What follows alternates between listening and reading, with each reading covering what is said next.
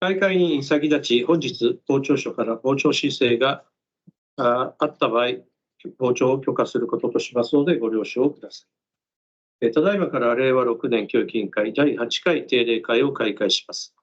本日、教育委員は全員出席です。今回の書面は水野委員にお願いします。それでは日程第一、議案事項に入ります。議案第19号、千代田区教育委員会いじめ問題対策委員会の委員職につきまして、子ども総務課長、説明をお願いします。はい、それでは、資料に基づきまして説明の方をさせていただきます。千代田区いじめ防止等のための基本条例第15条第2項に基づきまして、千代田区の教育委員会いじめ問題対策委員会の委員を下記の通り委嘱したいと思っております。表の方の、ナンバー1から4番の方々につきましては、以前の先生方と一緒でございますが、5番の滝優子委員が今回新たに変更となっております。前回は小野先生だったんですが、小野先生からちょっと今回辞退したいというお話をいただきまして、滝委員の滝優子先生にお願いできないかと思っております。で、児童家庭支援センターの子どもの健康相談室でお医者さんとして相談を受け付けておりましたり、あと保育園の園医をやっていただいたりということで、千代田区の子どもたちにも馴染みがあるということで、今回滝先生の方にお願いしたいと考えております。説明は以上でございます。はい。この件に関しましてご質問等ありましたらお願いいたします。よろしいでしょうか。それではこちらは議案ですので採決を取ります。賛成の教育委員は挙手をお願いします。はい。全員賛成により可決されました。それでは日程第2報告事項にあります。令和6年度教育委員訪問及び教育委員視察につきまして、子ども総務課長、説明をお願いします。はい。毎年、児童が暮らす、生活するであったり、教育を受けたりする現地の様子を生で観察していただいて、現状と課題を認識することで、教育委員会の会議において活発な議論を促して、子育て施策や教育施策の推進を図るという目的で行っている訪問や視察でございます。近年の実施の状況はちょっと飛ばさせていただきまして、今年度の状況ということで、実施予定内容でございます。教育施設につきましては、教育員訪問は指導家訪問を持って帰るということで、また、表の一番下の校外施設につきましては、来月5月17日に箱根移動教室の方を視察予定でございます。ちょっとまだ決まっておりませんのが、子育て施設ということで、年間2回程度、各半日ずつ行っていただいているものでございます。今年度につきましても、保育園児童館学童クラブのうちから、所管課と協議の上決定したいと考えております。で、前回、令和4年度ですか、令和4年度には、4番町麹町、また、私立の保育園、麹町地区の方の私立の保育園に行っていただいたということもありまして、神田地区の方の保育園、また学童クラブ児童館の方でちょっと考えたいなと思っております。また詳細決まりましたらば、ご報告させていただきたいと思っております。説明は以上でございます。はい、ありがとうございます。学校施設については教育委員会訪問、指導家訪問については任意ですけど、それを持って挙げております。でこの件につきまして、ご質問等ありましたらお願いします。視察の方5月17日ということで大丈夫でしょうか。日程的によろしいですか。ご質問はよろしいでしょうか。はい。それでは続きまして、令和6年度学校保健総会の開催につきまして、学務課長、説明をお願いします。水です。よろしくお願いします。令和6年度千代田区学校保健会総会の開催につきまして、ご報告させていただきます。日程場所についてでございますが、5月の30日木曜日午後2時から、キーキプラザ一番町カスケードホールで開催いたします。参加者は、保護者、学校員、薬剤師、各学校園の教職員でございます。事務局は、学務課が担当いたします。来賓及び次第につきましては、記載の通りとなってございます。来賓に教育員の皆様も来賓としていらしていただくことになっておりますので、よろしくお願いいたします。簡単ですが、ご説明は以上でございます。ありがとうございます。でも、教育員さんご出席ということですので、大丈夫ですか？大丈夫ですか？はい。じゃあ、よろしくお願いします。講師の山田先生は、ご自分ちに神田一つ橋だから、精神科の先生だよね。違ったっけ？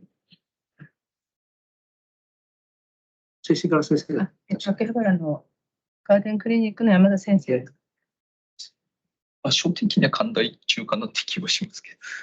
ど。そうかな。ね、どっちかの小石さんになって。はい、題が不登校にどう対応すればいいかということでございます。では、ご出席のほどよろしくお願いします。それでは続きまして、千代田区立九段中等教育学校の入学等あり方検討会の開催につきまして、学務課長説明をお願いします。はい。続きまして、千代田区立九段中等教育学校入学等あり方検討会について、報告させていただきます。今年度から九段中等教育学校の入学等あり方検討会を行っているところでございますが、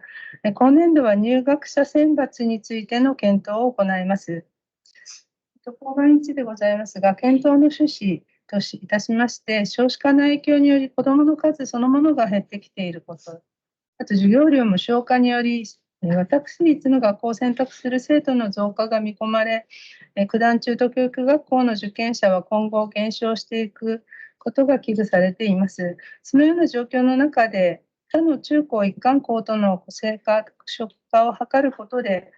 九段中等教育学校をより多くの生徒、保護者から選ばれる学校とするため、入学者選抜の在り方について、さまざまな角度から検討を行います。後半に検討会の委員につきましては8名、構成については記載の通りでございます。昨年度とほとんど変わりございませんが、学識経験者の1名の変更を決しておりまして、都立中高一貫校で企業による入学者選抜を実施している白鴎中学校の校長に委嘱する予定でございます。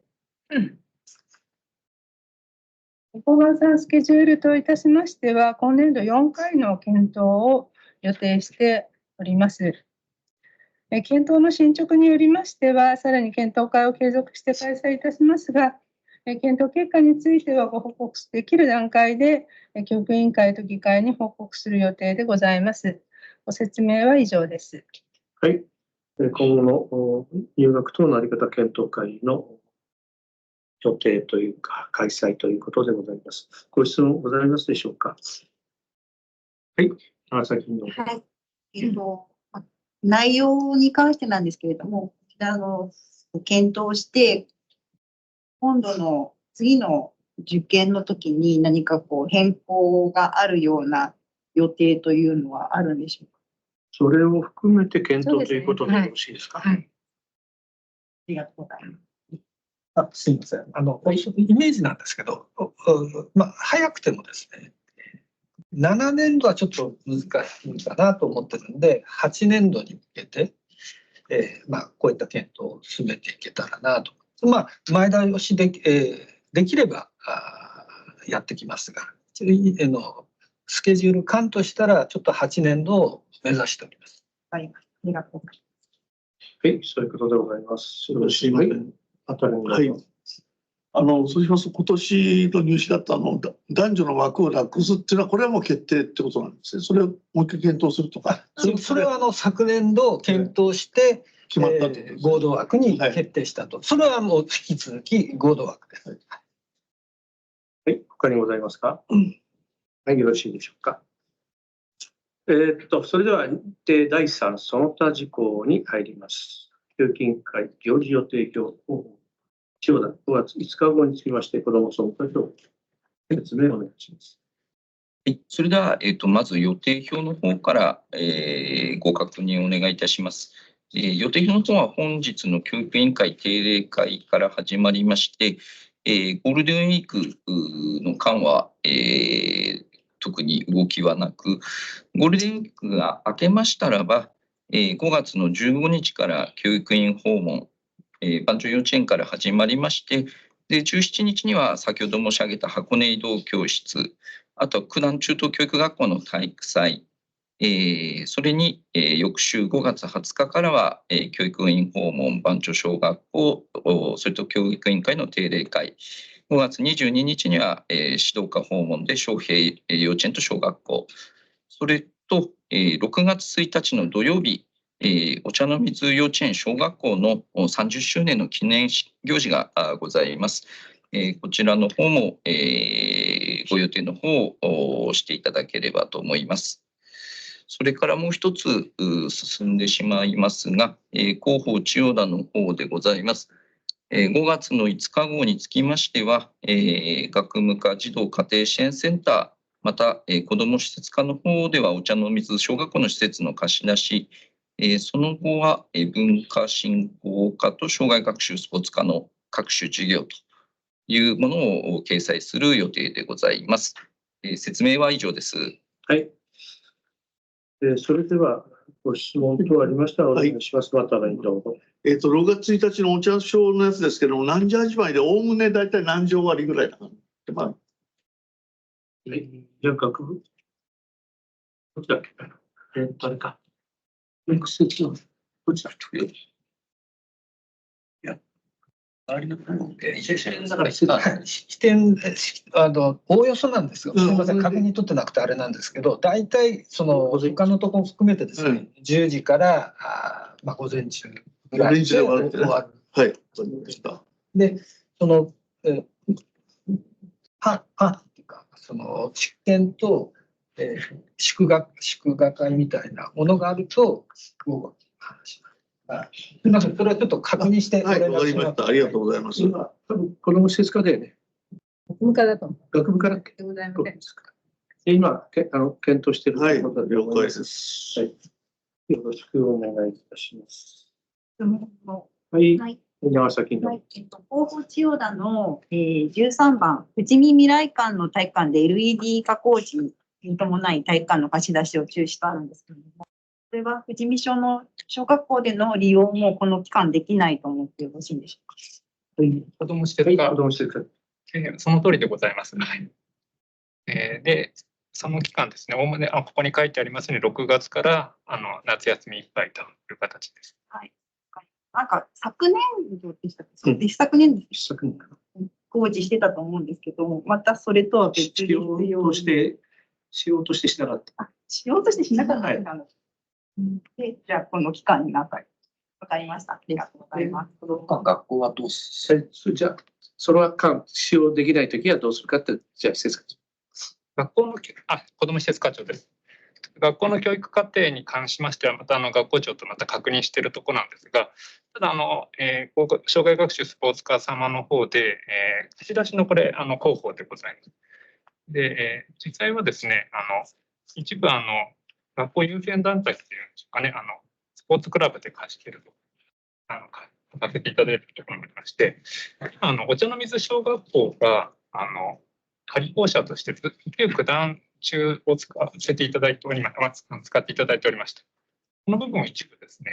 使えないかということで今調整しております。お願いします。はい、じゃあ、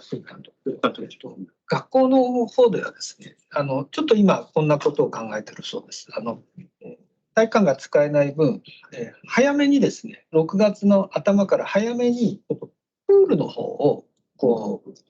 運動としてプールの方を使って、で夏休みはお休みです。で秋からまた体育館ょっとそんなことを考えているというふうに聞いています。2年前のはかなり長期間だったので、検討した上で、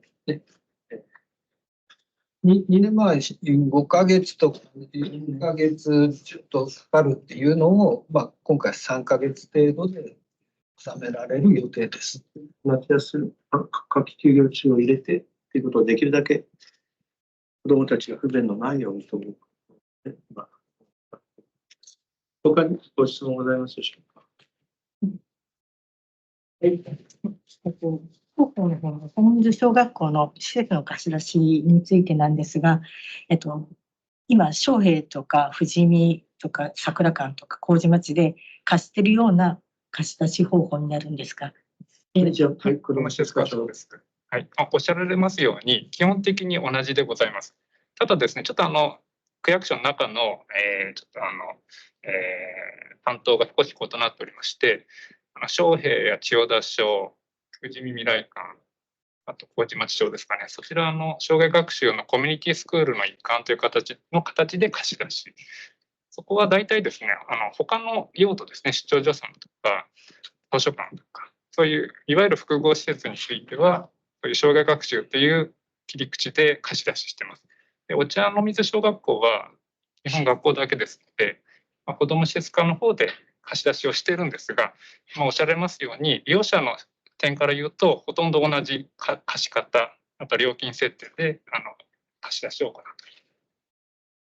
と。借りるときは区役所に来て申し込みをする。ここがですね、確かにちょっと手続き違うところがありまして、コミュニティスクールの方は区のホームページに貸し館のサイトみたいなのを設けておりまして、ここから比較的そういう意味だと見やすい形で貸し出しができてるんですが、複合施設でない、子ども施設課が直接貸す方はですね、実際はちょっと電話で施設に問い合わせをしていただいて、空き状況を確認していただいたり、ただそれにつきましても、まだ検討中なんですが、今年中にその障害学習さんなりのサイトの方に、他の学校施設も載せていただけるような形を今調整中でございます。そういった状況です。わかりました。できるだけデジタル化を図ってね、せっかくだ行った方がね、いいかと、それぞれいろいろね、その方が手間というかね、軽減されるのかなと思うので、ぜひその辺も進めていっていただければと思います。あとは、他にはありますか。はい、佐藤委員。今回仕方がないとは思うんですが、5月17日、九段中等の体育祭と箱根が重なってしまって、やっぱり普段の子どもの姿が見れる機会、授業中とはまた違った機会なので、次回からはできれば外していただけるとありがたいと思います。はい。普段中等体育祭と使ってしまったということですね、スタンスがね。このことについては、はい、今後ちょっとそこら辺は丁寧に調整をさせていただいて、やっていきたいと思います。はい。結構九段中とあれだね、力入れてるもんね。体育祭で迫力ありますよね。できれば見たかったってとこありますよね。ちょっとね、その辺の重なるところをまた綿密に見ながらということで、移動教室の日程もなかなかね、決まるわけじゃないんで、なかなかその辺がうまくマッチングは難しいかと思いますが、ぜひその辺も調整しながら、できるだけいろんな行事を多数見れるような日程でお願いしたいということでございます。よろしくお願いします。他にこの予定ではどうでしょうか。よろしいでしょうか。5月の来週の決議はないということですよね。はい。ね。ですから、その分、張り場が空きますので、よろしくお願いします。あとは、今まで通りで教育委員会訪問と指導課訪問、それぞれ受けてありますので、指導課訪問の時は、ご都合がつく時においでいただければというふうに思っています。からまた6月1日の周年についてまた時点分かり次第ご連絡をすぐ差し上げたいと。もし終わりのところで分かってるんであれば、まだこれから、はい、すみません。これからということで、詳細は、時点はこれからということですので、よろしくお願いします。では、他になければですね、教育委員からの情報提供ということになります。また委員から情報提供がございますので、はい、よろしくお願いします。お願いします。まず一つ目が日経新聞の、3月30日の記事からなんですけども、今小中高生の自殺が、2023年度で、513人ということで非常に高止まりを続いているようですけども、追い詰められた子どもの多くはですね、親や教員などの大人ではなく、同世代の友人に相談しているというのがこの記事で出ておりました。トークでは今まで自殺の案件っていうのはないと思うんですけども、事前防止についての方策を何か考えていらっしゃるでしょうか。はい、それではこれ指導課長でよろしいですか。はい、お願いします。保育における自殺防止の取り組みについてでございます。まずですね、日々の道徳の授業において、生命尊重の内容項目を、これは適切に取り扱いまして、生命の尊さ、また生命を大切にしようとする心情を育む指導ということは、重視して行っております。またですね、東京都教育委員会の方で、出ています SOS の出し方に関する教育を推進するための、指導資料というのがございますが、それを活用しまして、子どもが現在起きている危機的状況、またですね、今後起こりうる危機的状況に対応するために、適切な援助希求行動ができるようにすることだとか、身近にいる大人がそれをしっかり受け止めて、支援ができるようにすること。そういったことを、その資料を、活用して指導しているところです。またですね、大型連休、だとか夏休み、冬休み、春休みの長期休業日前には、東京都および千代田区の相談機関の一覧にしたものを、全児童生徒に、配布しているところです。で、あと教育委員会の方の取り組みとしましては、スクールカウンセラーによる小学校5年生、中学校1年生を対象にした全員面接。それと文部科学省も今年になって提唱しています、心や体調の変化の早期発見のためのアプリ。今回、心の天気を活用しまして、いじめ活用することと、あとですね、いじめ悩み相談レター、これ年2回配布しております。それと、いじめ悩み相談ホットライン、これ24時間対応しています。そういったことなどしまして、一人一人の子どもたちの心の状態や、またですね、自殺のサインを見逃さないようにするなど、さまざまな方面から現在取り組みを行っているところです。以上でございます。はい、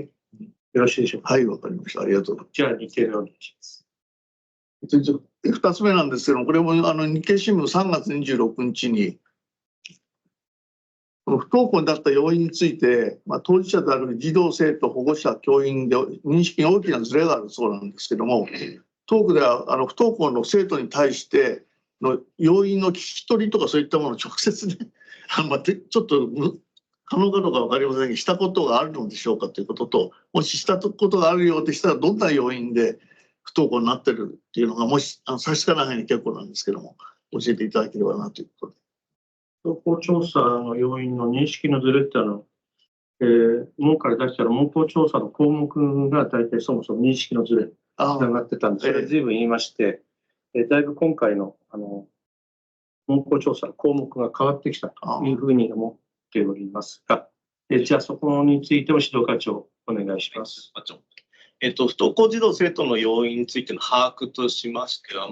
僕の場合、担任をはじめとする教職員、あとですね、スクールカウンセラー、スクールソーシャルワーカーも関わってまして、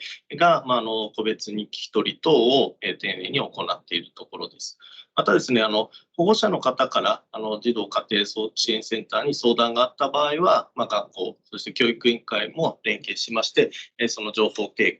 共有ということで行っているところです。で、聞き取った内容については、それぞれ毎月1回提出させて、各校から提出いただいてます、出欠状況カードというのがございまして、そちらに丁寧に記載いただくことで、より詳細な情報っていうのを教育委員会に報告をいただいているところです。で、それぞれの児童生徒の要因ということについて、そういったことをして把握しております。あとで、要因については、無気力だと不安っていう要因が、一番多くなっているところではあります。あと、本区では白鳥教室や、本年度各校に整備しましたスペシャルサポートルーム、これから運用始まっていますが、VLP バーチャルラーニングプラットフォーム、など活用しまして、そういう不登校児童生徒一人一人に最適な対応ができるように、これから取り組んでまいると。ありがとうございます。多くでは百数名ので、昨年度一人一人もう一回調査をし直して、協力として、そうすると集団不適用と一番多かった。そういう集計まとめて、でそれをピーターと教員がそれを日に明日来ると。承諾の調査について、そのうちもう来ると思います。そんな状況で、一人一人丁寧に今行って、本年度、それに対しての対策を今考えているというところです。対応できる人数の範囲ってことですか、記録の場合は。100人ぐらいですかね。大きなところは何千名、そうですよね。1000とか2000の不登校いると、ちょっとそういうのわけ違うので。少なくても新しい取り組みの中で連絡が取れないとかいうのはゼロにしようと。不登校ゼロとは言わないけど、何らかの形で常に関わっている形を取ろう。そういうのがありがたいですよね。バーチャルラーニングプラットフォームもそうです。今日もちょっと見てきましたけど、そういった準備してます。白鳥教室と。またスタートしたらね、見に行きたいなと思っているんですが。そんな状況です。そうですかね。ぜひね、こういう、ますますこれから増えてくる可能性もあるんじゃないかなって、私は一般論ですけど思うんで、ぜひいい対応していただければと思います。千代田区ならではの行き揃えた対応というのかな。次がですね、3つ目が、これは日経の夕刊の3月30日に、学校弁護士を活用を求めるというところで、トークではスクールロイヤーっていうのは任命されているというふうに私は了解してるんですけども、現状としてはどんなものなんですか。活用も含めて、利用しているものだ。今おっしゃる通り、平成31年度から2名のスクールロイヤーを配置しているところです。で、令和5年度、昨年度の例にいきますと、小中学校からでは、14件の、相談への対応ですね。あと、そのスクールロイヤーのお二人の弁護士の方については、学校等対策支援チームの一員として、教育委員会事務局と定例会を4回、開催しておりまして、そこでご出席いただいて、さまざまアドバイスをいただいていると。個別のところで申しますと、個別な案件なので、あれなんですが、例えばちょっといじめの関連、前回ちょっと重大事態に関わる、そういったものも相談に入っています。で、年々ですね、学校における、トラブルだとか保護者対応っても、対応が複雑化している中ですので、このスクールロイヤー制度については、学校からも大変好評でありまして、有効活用をしてもらっております。また、先日の講演紹介で積極的に活用するよう、呼びかけはいたしました。以上でございます。差し支えないで結構なんですけども、先生に対する訴訟みたいなのってのは、うちでは案件は差し支えないで結構ですけど。過去にはありました。今現状ではないっていう。はい、現状ではございます。よかったです。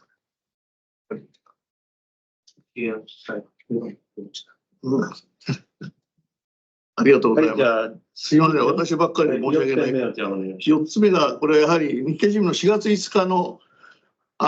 記事と、あとは読売の4月18日の記事なんですけども、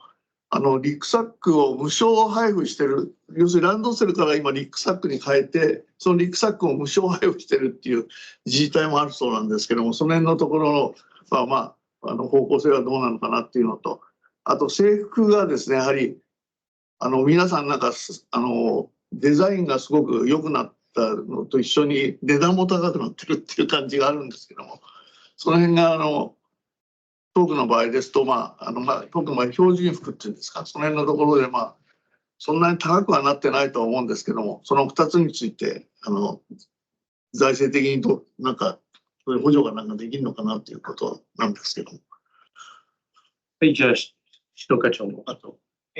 私の方からは、そのランドセルからリュックに変える、そういうご要望とか、について、まず、ご回答いたします。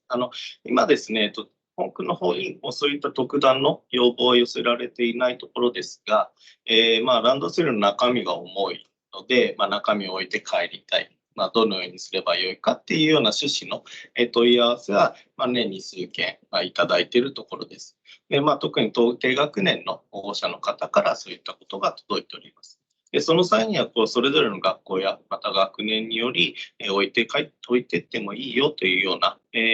そういうことも決められているので、学校の声をくださいなと、そんなふうにお伝えしています。で各学校、基本的にご要望にお答えする方向で調整しているところですので、ランドセルからリュックサックっていうところも、個々の要望では、あるには聞いていますので、そういったところは、丁寧に、そのご要望にお答えするような形で進めているという話は伺っております。それはあれですか、ランドセルでもこういうリュック的なやつにでも両方別にどっちで選択してもいいわけなんですか。ランドセルじゃなくちゃいけないっていうことはないんですか今。はい、塩課長。ランドセル等っていうような言い方していますので、両手が空いて安全なものだとか、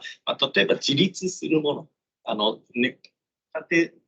その机に置いて自立すると物を入れやすいので、そういう自立するものなど、少しそういう言い方をして、ランドセル等というような表現をしている方が多いです。実際高いんでびっくりした僕はそのランドセルあとじゃあ制服はどんな感じですか。あんまりその制服の値段に対してのはい、学務課長からご説明いたします。制服につきましては、大体4、5万円ですね。中学、あと中等ですね。で、そういったところで、そこのところが高くて、高すぎるというような、そういった、ご意見というのはないんですけれども、小学校の方が、お茶の水小学校と昌平小学校だけ標準服というのを、用意しておりまして、で、昌平はブレザーのみなんですけれども、お茶の水小学校はやはり上下なので、それ相当の、金額になってしまうということで、今、その改定に向けた検討をしているということで、そこへのご意見として、制服なくてもいいんじゃないかっていう方が、この少数ですけれども、そういったご意見があると。そうですね、生活保護世帯を中心に、要保護世帯ですね、生活保護に準ずる方という方に対しては、就学援助、入学の準備のための経費というところも支援していますので、必要な方にはそういったところで支援をしているところでございます。ありがとうございました。よろしいですか。はい。じゃあ、ご提案をお願いします。すいません。じゃあ最後にこれ日経新聞4月9日の学童保育の質安全性を高める記事からなんですけども、当区における学童保育の現状っていうのは、1支援単位の目安が40名ぐらいらしいんですけども、当区の場合で大体何人ぐらいが編成されているのでしょうかということと、さらに学童待機児童っていうのは当区はゼロというふうになってるのかなという、その辺のところは学童待機児童の現状、それからあとは他の区ではですね、長期休暇の昼食にお弁当を提供することもあるっていうようなんですけども、当区の現状とその方向性はどのようになっているのか、この3点についてお聞きできたと思います。はい、じゃあ自家線の所長。はい、児童家庭支援センター所長です。まず一つの支援単位の人数ですけれども、多いところだと70人で、一番少ないと38人というところです。国の示しているところ、この40人というのは一つ目安ですので、最近新たに整備したところはだいたい40人やってます。ただ本区の場合ですと、子どもの人数に応じてですね、その指導員さんの配置人数っていうんでしょうか、補助金も加配がございますので、人数が多いからといって何か手薄になるという、そういった状況は発生しないようにお願いしているところです。あと2点目の待機児童は本区でゼロを継続しているということで、国の方で示している考え方に基づきまして、例えば第一希望のクラブじゃなければいかないとかですね、そういった方もいらっしゃるので、必ずしもこのご希望が叶わない場合もあるんですけれども、条件ですかね、歩いて帰るような範囲であれば、他にあるんですけれども、そこは希望しないという方は、そこから除くということになっているので、そういった意味では、ゼロになる。あと長期休暇、夏休みとか冬休みのお弁当ですね、こちらレアケースだと思うけどね。はい、やってます。もともと民間のクラブさんでやってるとこあったんですけど、令和4年度からは区立も含めて全てでそういったサービスが利用できるようになっているというところでございます。はい、そうしようとしました。その70名っていうクラスの場合だと、先生っていうかリーダーっていうのかな。はい。それは2人ぐらいつくんですか。いわゆる施設長は1人なんですけれども、常勤ですとか非常勤の方の配置人数は人数に応じて増やせるので、はい、そういった形でやってる。運営してます。はい。ありがとうございました。以上です。はい。他にございますでしょうか。委員さんから業務提供です。別に質問じゃなくても結構です。情報提供ありました。よろしいですか。それでは本日の教育委員会は以上をもちまして閉会といたします。ありがとうございました。